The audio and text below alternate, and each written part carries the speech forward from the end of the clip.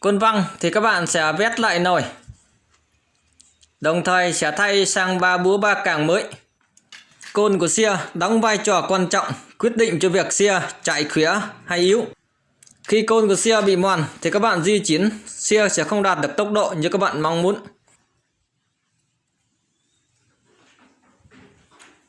Và theo yêu cầu của khách hàng thì hôm nay mình sẽ vét lại nồi và thay 3 búa 3 càng, đồng thời sẽ thay sang bộ lá côn tải mới.